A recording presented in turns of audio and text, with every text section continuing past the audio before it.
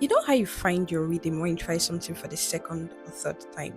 Yeah, that wasn't the case for me because for week two of my locking challenge, I struggled. I struggled to stay disciplined. I struggled to work on my goals. I struggled to move my body. Heck, I even struggled to make this video. So you can already tell that I have more L's than wins to share into this video. But that's the point of taking you along on this journey. To stay accountable and to show the messy in betweens. If you're new here, my name is Blaise Onyebula, and I'm on a 12-week locking challenge, which has me sharing weekly updates on YouTube. Please check out my previous videos for more on my journey. Well, with that said, let's get down to the business of the day, starting with my wins. So, the first win on my list today is taking 5,000 steps daily. I know I said this last week, but I upped it by adding core exercises just as I promised. So, a round of applause for me for that. And not just that, though there were days I struggled, but I still walked 5,000 steps and I did core exercises on some days.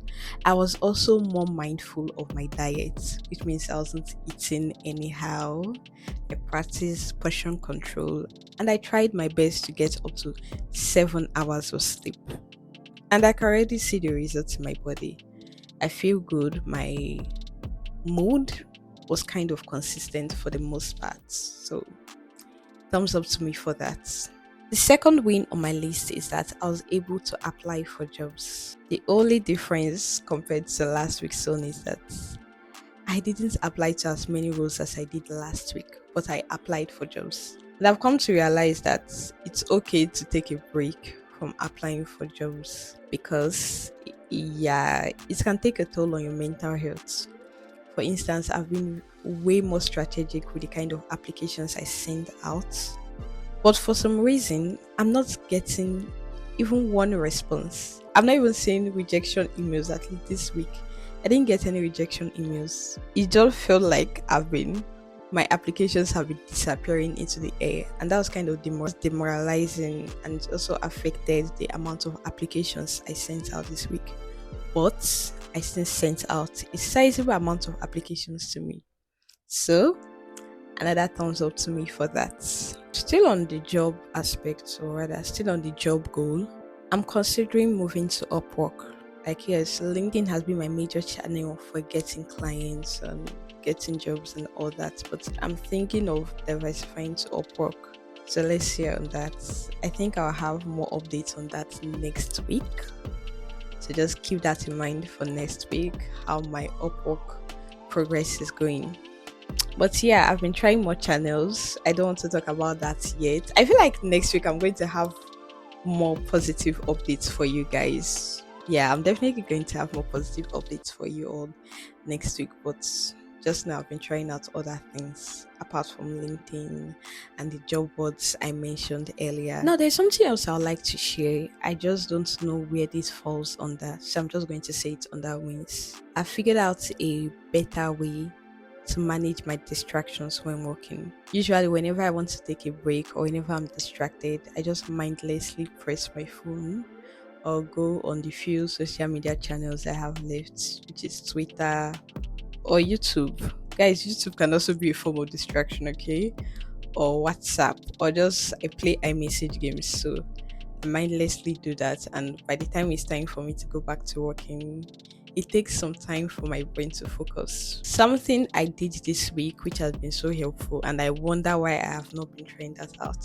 That I've been playing with books. So here, this is a novel by Nigerian author Chimamanda Ngozi Adichie. It's called Half of a Yellow Sun. I've been enjoying this book. It's over 400 pages, but if you know Chimamanda Adichie, you know she's a prolific writer. So her novels are so interesting. So in between work, whenever I have to take a break, let's say 10 minutes break, I just read some pages of the book. And while reading, as much as I'm immersed in the story she's telling, for some reason my brain is not shut down completely, and I find that it's easier for me to go from reading to writing. In fact, it even helps me write because one advice you get as a writer is that you need to read more books, particularly fiction books because they help you construct sentences and all that. So this has been very helpful to me. Another thing I've been trying, that I've embraced my inner child, and I've been trying out puzzles. So I got this at a bookstore the same time I got the novel, and I'm almost done with this. Let me show you. It has so many puzzles which I've been trying out, and yes, this is another way to keep my brain engine running whenever I need to take a break. Like sometimes I'll even have my laptop beside me and I'll be working on the puzzles. At least I can even work on this mindlessly when my brain is thinking of the article I'm writing, or the next task I need to do, or the next job application I want to fill. So these have just been very smart ways to manage my distractions, smart ways to take breaks from work. I don't know why I haven't tried them out earlier, but it has been so helpful. I'm sure my screen time will be lower this week because I've not been pressing my phone that much. I've been reading books, doing puzzles, and other things. So, yay to me for that. Yeah, that counts as a win. A round of applause for me. Okay, it seems like I lied because my L's are actually not as many as I thought they would be. So let's just get into that quickly. So the biggest thing I struggled with this week is LinkedIn. Again.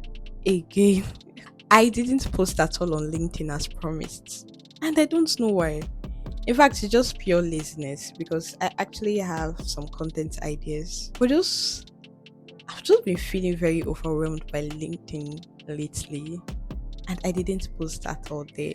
Not proud of myself, not proud of myself at all. And I kept beating myself up every day for not posting on LinkedIn.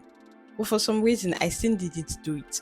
Man, locking in is quite interesting. It's very, very unpredictable. You think you know yourself. You actually have to push yourself to keep the promises you make. That's something I've learned. Anyway, the second thing I struggled with this week has to do with my goal of getting a job, and is that I was unable to complete a sample and a course that I've been working on.